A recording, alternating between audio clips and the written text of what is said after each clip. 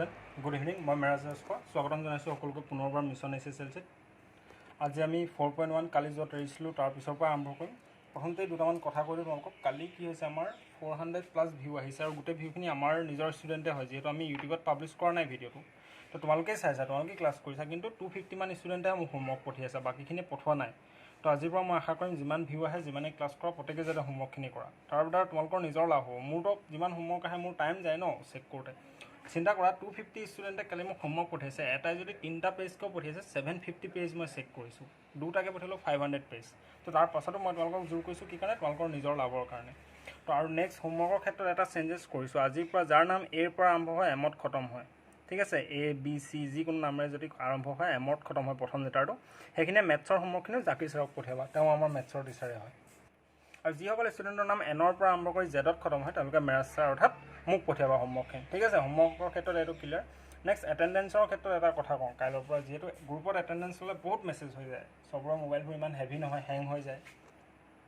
সেইবাবে এটেণ্ডেঞ্চ কি কৰিবা অহাকালিৰ পৰা তোমালোকে নিজৰ নিজৰ যিজন ৰেচপেক্টিভ গ্ৰুপ লিডাৰ আছে স্কুলৰ নিজৰ তেওঁক জনাবা যে হয় মই ক্লাছ কৰিছোঁ আৰু গ্ৰুপ লিডাৰসকলে গোটেই টোটেলটো কালেক্ট কৰি মোক জনাব যে ইমানজনে ক্লাছ কৰিছে আৰু ইমানজনে কৰা নাই ঠিক আছে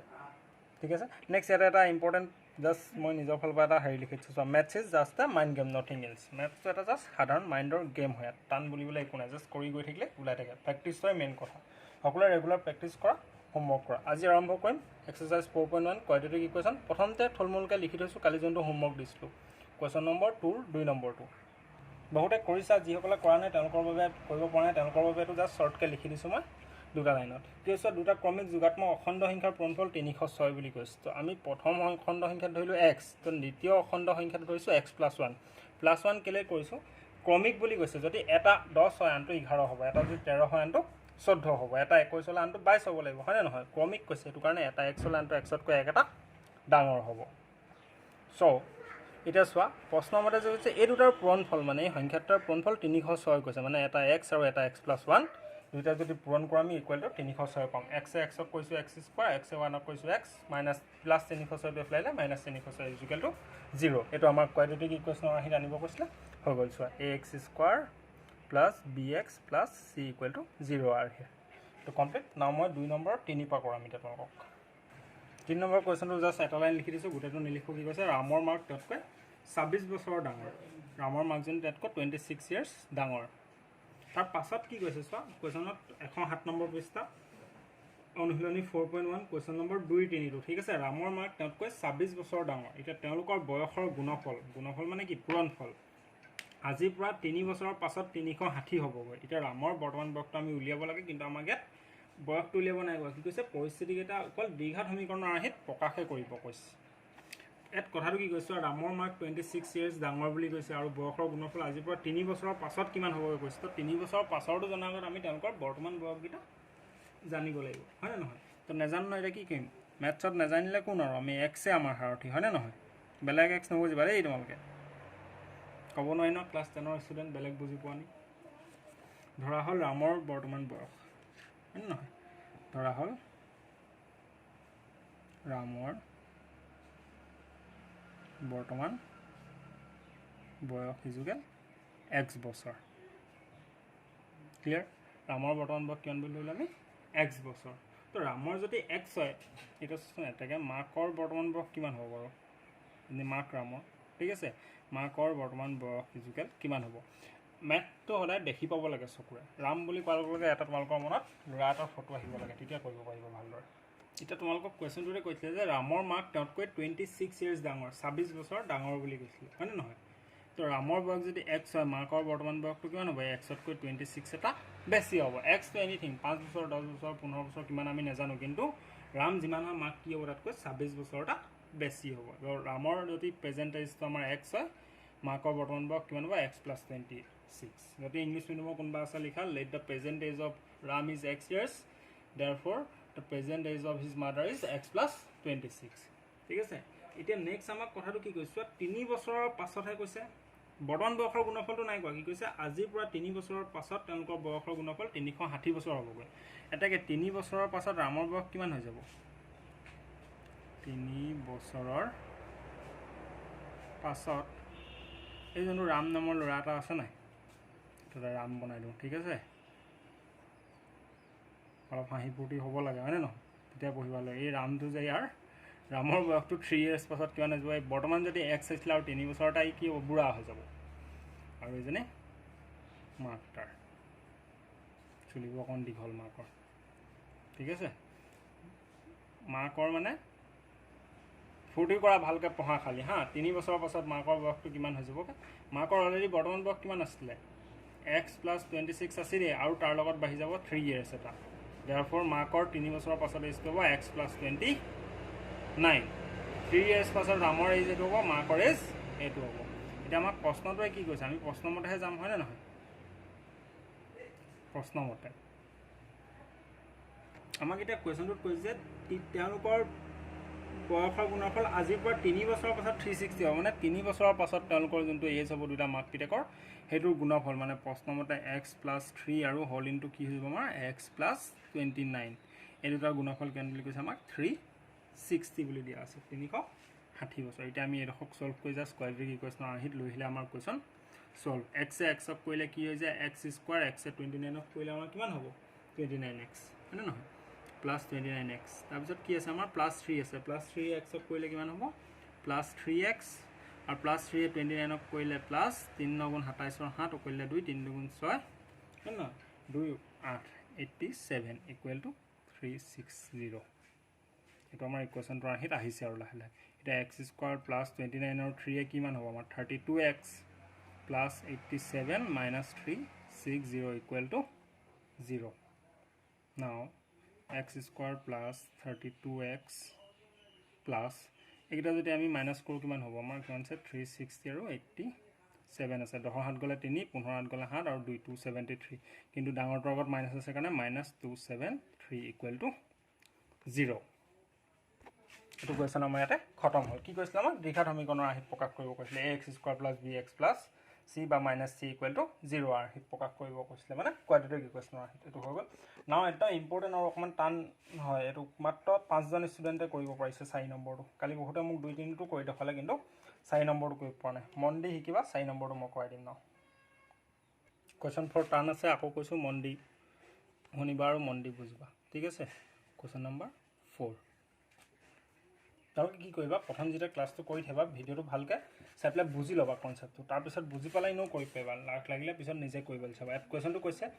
এখন ৰেল গাড়ীয়ে কিমান দূৰ গৈছে 480 কিলোমিটাৰ ঠিক আছে এখন ৰেল গাড়ীও বহুত দীঘল ঠিক আছে এখন ৰেল গাড়ীয়ে কিমান দূৰ গৈছে 480 কিলোমিটাৰ এটা ট্ৰাভেল কৰিছে 480 কিলোমিটাৰ পথ এটা সমান ৰুটিত ভ্ৰমণ কৰে মানে সাপোজ যদি 60 ত গৈছে গোটেটো 60 তে গৈছে যদি 80 ত গৈছে 80 ত গৈছে যদি 100 ত গৈছে 100 তে গৈছে মানে যিকোনো এটা ইউনিফৰ্ম স্পীডত গৈছে সেম স্পীডত কিমানত গৈছে কোৱা নাই কি কৈছে এখন ৰেল গাড়ীয়ে 480 কিলোমিটাৰ পথ এটা সমান ৰুটিত ভ্ৰমণ কৰে ৰুটি মানে স্পীড যদি এই ৰুটি প্ৰতি ঘণ্টা 8 কিলোমিটাৰ কম হলতেন মানে যদি 60 ত গৈছে যদি 8 এটা কমাই দিয়ে বা যদি 80 ত গৈছে কিমানত গৈছে আমি নাজানো কিন্তু যিমানটো স্পীডত গৈছে তাৰ পৰা যদি 8 এটা কমাই দিয়ে তেন্তে একে সমান দূৰত্ব অতিক্ৰম কৰিবলৈ আৰু 3 ঘণ্টা বেছি লাগিব যিমান লাহে লাহে যাব সিমান বেছি সময় লাগিব হয় নহয় যদি ইয়াৰ পৰা 8 এটা মাইনাস কৰি দিয়ে যেটো ইউনিফৰ্ম স্পীডটো তেতিয়া কি হ'ব টাইমৰ ফালে যিমানটো টাইম আগত লাগিলে তাৰ লগত 3 এটা আমাৰ বাঢ়ি যাব এটোই কৈছে বুজিছা এটা আমি ৰেল গাড়ীখনৰ ৰুটি উলিয়াব লাগে কিমান স্পীডতনো ৰেল গাড়ীখনে গৈছিলে এতিয়া এই পৰিস্থিতিটোক আমি কি কৰিব লাগে আকৌ দ্বিঘাত সমীকৰণৰ আৰ্হিত প্ৰকাশ কৰিব লাগে এটা তোমালোকক ফৰ্মুলা নহয় জাস্ট বেসিক কনসেপ্ট মই তোমালোকক শিকাই দিছো চোৱা t = t/s s মানে স্পীড d মানে ডিসটেন্স আৰু t মানে টাইম এটো জাস্ট ফৰ্মুলা নহয় কথাটো বুজি পোৱা 120 কিলোমিটাৰ যাবলৈ যদি স্পীডটো 40 কে যায় কেই ঘণ্টা লাগিব 40 এ 120 খন কৰিলে 3 ঘণ্টা লাগিব টাইমটো যদি 180 কিলোমিটাৰ যাবলৈ যদি 60 স্পীডত যায় সাপোজ ধৰা ডিসটেন্সটো 180 যদি স্পীডটো 60 কে যায় 6 3 গুণ 18 মানে টাইমটো কিমান লাগিলে 3 ঘণ্টা এটো জাস্ট এটা বেসিক কনসেপ্ট হয় এটো কোনো মনত ৰখাৰ ফৰ্মুলা নহয় তোমালোকে নিজে চিন্তা কৰিলে পৰা t = ডিসটেন্স আপন স্পীড এটোটা টাইমৰ আমাৰ যেতিয়া আমাক স্পীড ৰুটি ক'ব আমি এই ফৰ্মুলাটো ইউজ কৰিম t = d/s t মানে টাইম d মানে ডিসটেন্স s মানে স্পীড টাইম মানে সময় ডিসটেন্স মানে দূৰত্ব আৰু স্পীড মানে কি ৰুটি কিমান স্পীড গৈছে এটা ৰুক সলভ কৰিম আমি সলভ কৰি এটা কোৱাড্ৰেটিক ইকুৱেশ্যনৰ আৰ্হিত প্ৰকাশ কৰিম এতিয়া আমি লিখিম ধৰা হল স্পীডটো উলিয়াব কৈছে হয় নহয় স্পীডটো নাজানো না ধৰা হল ৰেল গাড়ীখনৰ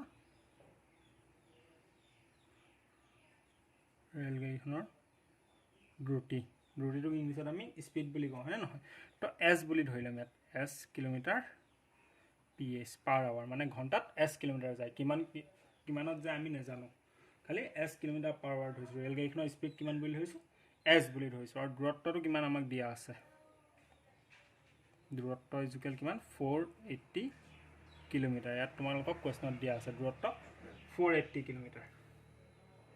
তো এতিয়া জাষ্ট তোমালোকক মই শিকাইছিলোঁ টি ইজুকেল ডিষ্টেঞ্চ আপন স্পীড টাইম কিমান লাগিছে আমি নাজানো নহয় কিন্তু স্পীডটো 8 কিলোমিটাৰ কমাই দিলে 3 ঘণ্টা বেছি লাগিলেহেঁতেন বুলি কৈছে তো এতিয়া আমি লিখিম 480 কিলোমিটাৰটোৱে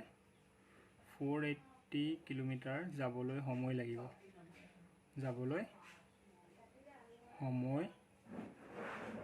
লাগিব মন দিবা খালি যে আকৌ কৈছোঁ এইকেইটাৰ ভিতৰত যদি অংক আহে তোমালোকৰ পৰীক্ষাত এইটোৱে আহিব সদায় আপোনালোকক ক্ৰিটিকেলবোৰে দিয়ে তো 480 কিলোমিটাৰ যাবলৈ সময় লাগিব কি লাগিব আমাৰ টি ইজুকেল কি আছিলে আমাৰ টি ইজুকেল ডিষ্টেঞ্চ আপন স্পীডটো আমি নাজানো ন এতিয়ালৈকে এছ বুলি ধৰিছিলোঁ এছে লিখিম টাইমটো নাজানো টিয়ে কিন্তু ডিষ্টেঞ্চটো আমি জানো নহয় 480 বুলি লিখিলোঁ আৰু এইটো আমি ইকুৱেশ্যন নম্বৰ 1 নাম দিলোঁ কি দিলোঁ টি ইজুকেল 480/s কেলে 480 কিলোমিটাৰ যাবলৈ সময় লাগিব কিমান সময় লাগিব সময়ৰ ফৰ্মুলাটো হৈছে T equal d upon s হয়নে নহয় দ্ৰুতি সমান দূৰত্ব ডিভাইডেড বাই স্পীডটো দ্ৰুতি তো টি আমি কিমান নাজানো কিমান টাইম লাগিছে স্পীডটো নাজানো কিন্তু দূৰত্বটো 480 বুলি জানো লিখি দিলোঁ ইকুৱেশ্যন নম্বৰ 1 এতিয়া আমি কুৱেশ্যনটো আকৌ পঢ়িম আৰু ইয়াত কি কৈছে আমি বুজিবলৈ চেষ্টা কৰিম কি কৈছে যদি এই দ্ৰুতি প্ৰতি ঘণ্টাত 8 কিলোমিটাৰ কম হ'লহেঁতেন তেন্তে একে সমান দূৰত্ব আগবাঢ়িবলৈ কিমান লাগিলেহেঁতেন আমাৰ 3 ঘণ্টা এটা আকৌ বেছি লাগিলেহেঁতেন তোমালোকক কুৱেশ্যনটোত দিয়া আছে হয়নে নহয় নিজৰ ফালৰ পৰা আমি একো নেদেখোঁ কুৱেশ্যনটোত যি ক'ব আমি তেনেকৈ আগুৱাই গৈ থাকিম তাৰমানে কিছু এই একেটা ডিষ্টেঞ্চটো একেটাই আছে ন 480 কিলোমিটাৰ যাবলৈ আমাৰ 3 ঘণ্টা বেছি লাগিলেহেঁতেন 3 আৱাৰ মানে 3 ঘণ্টা বেছি লাগিল হয় কেতিয়া বেছি লাগিব 3 ঘণ্টা এটা আমাৰ বেছি এতিয়া স্পীডটো কি হ'ব 8 কিলোমিটাৰ এটা কমি যাব হয়নে নহয় লাগিল হয় যেতিয়া দ্ৰুতি বা স্পীডটো কি হ'ব 8 কিলোমিটাৰ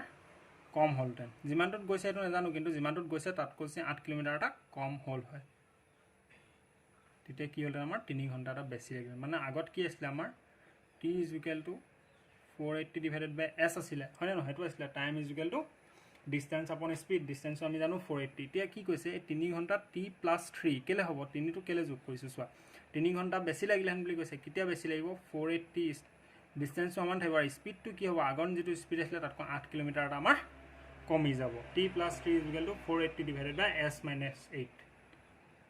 ইয়াত কাৰোবাৰ বুজাত অসুবিধা হৈছে নি টিৰ লগত 3 কেলে বহালোঁ কুৱেশ্যনত কৈছে টাইমটো 3 ঘণ্টা টি মানে টাইম 3 ঘণ্টা এটা বেছি লাগিব স্পীডৰ পৰা 8 কেলে কমালোঁ স্পীডটো 8 কিলোমিটাৰ এটা কমালেহে টাইমটো বেছি লাগিব হয়নে নহয় যিমান লাহে লাহে যাব ইমান বেছি টাইম লাগিব এতিয়া আমি কি কৰিব পাৰোঁ বাৰু ইয়াক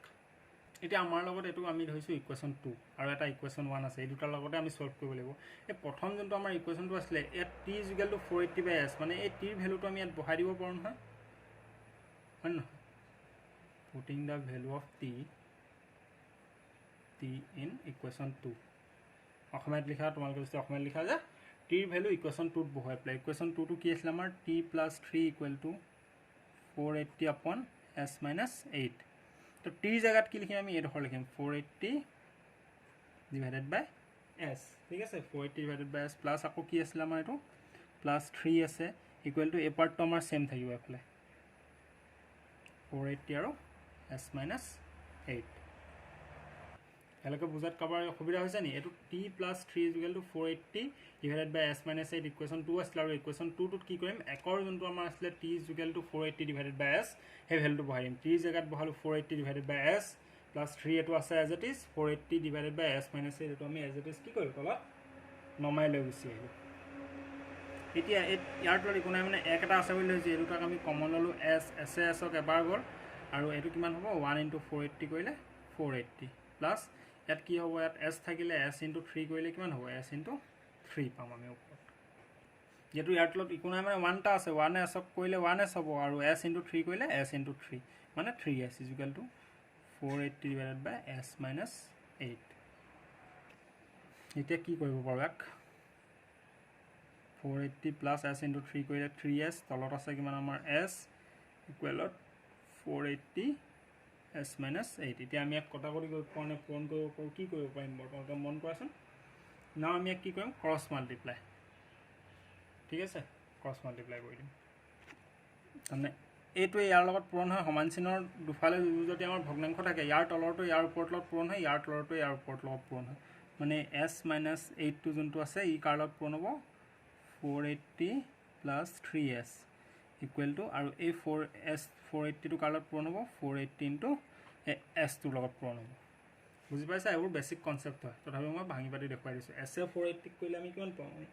480s পাম হয় নহয় 480s হয় নহয় s এ 3s ক কৰিলে কি হৈ যাব আমাৰ প্লাস এ প্লাস 3s স্কয়াৰ এটো প্লাস s প্লাস 3s আছে 3s ক কৰিলে 3s s ক কৰিলে 3s স্কয়াৰ তাৰপিছত এটো মাইনাস আছে এটো প্লাস আছে তো মাইনাস এ প্লাস আমাৰ কি আহিব মাইনাস আহিব 8 এ যদি 480 কৰিব কিমান হ'ব 8 0 0 8 8 গুণ 64 4 উকলিলে 6 8 4 গুণ 32 32 6 38 মানে 8 into 480 কৰিলে আমি কিমান পাম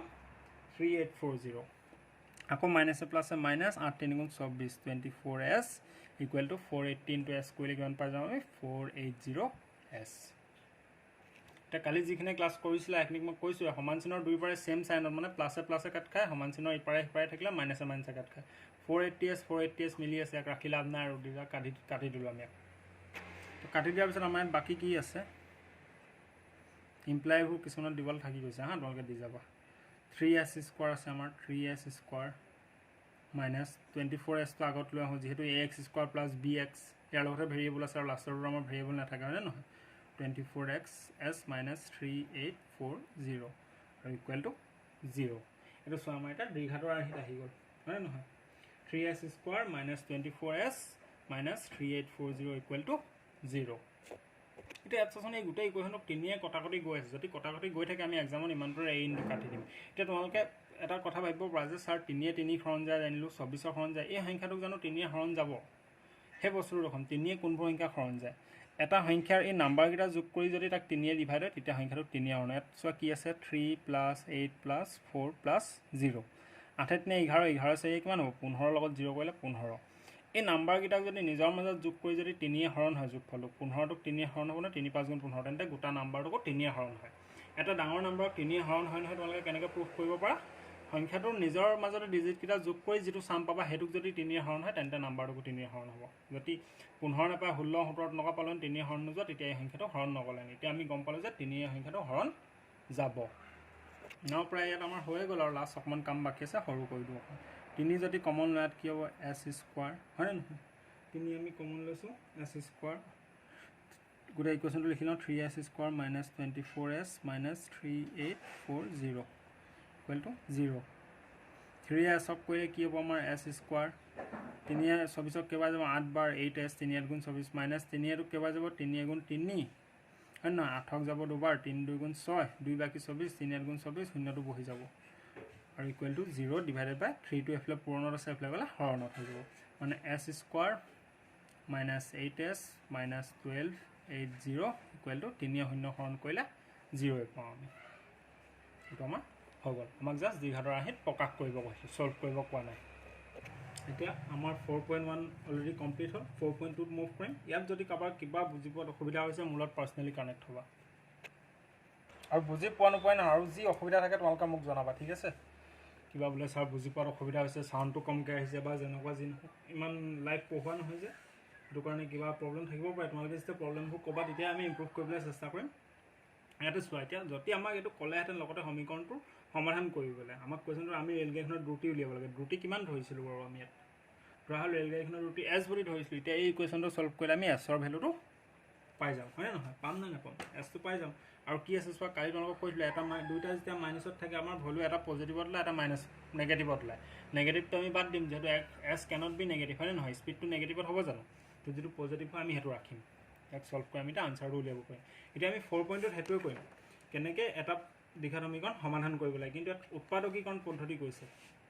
তিনটা মেথড আছে উৎপাদকীকৰণ আছে বজ্ৰগুণন আছে আজি আমাৰ 4.2 আছে উৎপাদকীকৰণ পদ্ধতিৰে তলৰ দ্বিঘাত সমীকৰণবোৰ মূল উলিয়াব লাগে নাও বলা 4.2 যিমান দখ পাৰো আজি আৰম্ভ কৰো এটো আপোনালোকৰ 4.2 exercise number exercise 4.2 page number 109 উৎপাদকীকৰণ পদ্ধতিৰ তলৰ দীঘা সমীকৰণৰ মূলবোৰ ওলোৱা x² - 3x - 10 = 0 মই কালি তোমালোকৰ এখন প্লাছ মাইনাছৰ টেবুল শিকাইছোঁ মনত আছে সেই টেবুলখনে এতিয়া আমাক বহুত হেল্প কৰিব আমাৰ অংকটো শুদ্ধ হৈছে নাই হোৱা চাবলৈ ইয়াক কেনেকৈ সলভ কৰিম চোৱা ফাৰ্ষ্ট কথা এই এক্সৰ লগত যদি কিবা ভেৰিয়েবল থাকে ইয়াত পূৰণ কৰি দিব লাগে নাই নহয় এটা একো নাই মানে আমি এনেকুৱা এটা নাম্বাৰ ল'ব লাগে যিটো পূৰণ কৰিলে 10 হ'ব কিমান হ'ব 10 হ'ব আৰু ইয়াৰ আগত যদি মাইনাছ থাকে মাইনাছ কৰি পেলাই 3 পাব লাগিব আৰু মাইনাছ কৰি পেলাই সেই সংখ্যাকেইটা 3 পাব লাগিব এনেকুৱা দুটা নাম্বাৰ উলিয়াব লাগিব আমি ফেক্টৰ যেটা পূৰণ কৰিলে আমাৰ 10 হয় আৰু এটাৰ পৰা আনটো বিয়োগ কৰিলে আমাৰ 3 হয় ঠিক আছে আৰু কেতিয়া আমি প্লাছ কৰিম যদি এই সংখ্যাটোৰ আগত যদি প্লাছ থাকিলে তেতিয়া আমি পূৰণ কৰিলে 10 পাব লাগিলে আৰু প্লাছ কৰি 3 পাব লাগিলে কেতিয়া যোগ কৰিম আৰু কেতিয়া বিয়োগ কৰিম এইটো বহুত ডাঙৰ কনচেপ্ট থাকে হা যেতিয়া এই লাষ্টৰ চিৰ আগত যদি মাইনাছ থাকে তেতিয়া মাইনাছ কৰি পাব লাগিব মাজৰটো প্লাছ থাকিলে প্লাছ কৰি পাব লাগিব সৰু সংখ্যা হয় ডাইৰেক্ট ওলাই আছে 5 × 10 5 পৰা 2 গ'লে আমাৰ কি হয় আমাৰ 3 হয় ঠিক আছে এটা এটা সৰু নাম্বাৰ হয় 10 10ক যদি হৰণ কৰোঁ 2 5 × 10 হয় নহয় 5 পৰা 2 গ'লে আমাৰ 3 এতিয়া x² মাইনাছ আছে মাইনাছ থাকিলে আমি 5 - 2 x আৰু -10 = 0 কৈছোঁ আমি এই এনেকুৱা এইটো জেগাত আমি এনেকুৱা দুটা সংখ্যা ল'ব লাগিব যিটো যোগ বিয়োগ এইটো যদি বিয়োগ থাকে বিয়োগ কৰিলে মাজৰটো পাব লাগিব পূৰণ কৰিলে লাষ্টৰটো পাব লাগিব 5 2 × 10 5 পৰা 2 গ'লে আমাৰ 3 হয় নহয় 5 - 2 এতিয়া নাও x² - 5x কৰিলে 5x মাইনাছ প্লাছ 2x হয় নহয় মাইনাছ প্লাছ 2x -10 = 0 বৰাবৰ এতিয়া চোৱা ইয়াত আমি এতিয়া কি কৰিব পাৰোঁ x যদি কমন লওঁ থাকিলে কি x হয় নহয় এইটো চৰি এইটো 5x আছিলে হা x কটাকটি গুচি গ'ল x - 5 এতিয়া আমি এইডোখৰত যদি কি কমন ল'বা চোৱা এইডোখৰটো আমি x - 5 পাব লাগিব x - 5 পাবলৈ হ'লে আমি ইয়াত কি কমন ল'ব পাৰোঁ +2 যদি কমন লওঁ থাকিলে x 2 10ক কেইবাৰ যায় 5 বাৰ যোগে বিয়োগে বিয়োগ মানে আমি ফেক্টৰকেইটা কি পালোঁ আমি এটা x - 5 এই দুইটাৰ ভিতৰত দুইটা সেম না এটা ল'ব লাগে আৰু এটা x + 2 ঠিক আছে x - 5 আৰু x + 2 এতিয়া x কেইটা আমি উলিয়াই দিওঁ x = কি হ'ব -5 টো ফেলে গ'লে +5 আৰু x = -2 এটা পালোঁ +5 এটা পালোঁ -2 তোমালোকক কালি মই এখন টেবুল শিকাইছিলোঁ চোৱা যোগ যোগ যোগ হয় নহয় বিয়োগ যোগ বিয়োগ এইফালে যোগ বিয়োগ এইফালে দুটা যোগ দুটা বিয়োগ তাৰপিছত এই বিয়োগকেইটা ওপৰলৈ যায়গৈ লাষ্টৰটো ওপৰলৈ যায়গৈ এই যোগকেইটা তললৈ নামি আহে মাইনাছ প্লাছ আৰু এখাত নামি আহিব মাইনাছ প্লাছ প্লাছ মাইনাছটো ইয়াত চোৱা কি আছিলে প্ৰথমটো মাইনাছ নেক্সটটো মাইনাছ মানে আমাৰ ক'ত পৰিছে এইটোত পৰিছে প্ৰথমটো মাইনাছ নেক্সটটো মাইনাছ আমাৰ আনচাৰকেইটা কিহত ল'ব লাগিব এটা প্লাছ এটা মাইনাছ ওলাইছে নাই প্ৰথমটো প্লাছ নেক্সটটো মাইনাছ মানে আমাৰ অংকটো শুদ্ধ হৈছে এই টেবুলখনত তোমালোকে ভেৰিফাই কৰিব পাৰিব ইয়াত যদি ক'ৰবাত যোগ বিয়োগৰ তোমালোকৰ খেলি মেলি হয় তোমালোকে এই টেবুলখনৰ সহায়ত প্ৰুফ কৰি নিজে গম পাব যে কিবা এটা